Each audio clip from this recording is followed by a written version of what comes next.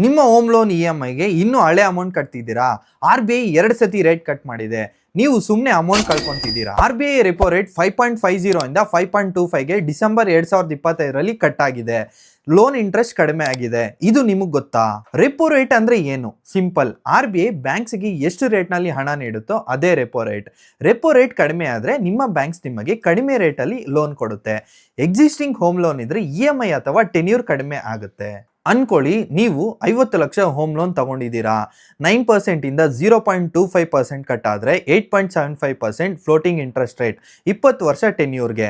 ನಿಮ್ಮ EMI 44,200 ರೂಪಾಯಿಂದ 43,800 ರೂಪಾಯಿಗೆ ಇಳಿಯುತ್ತೆ.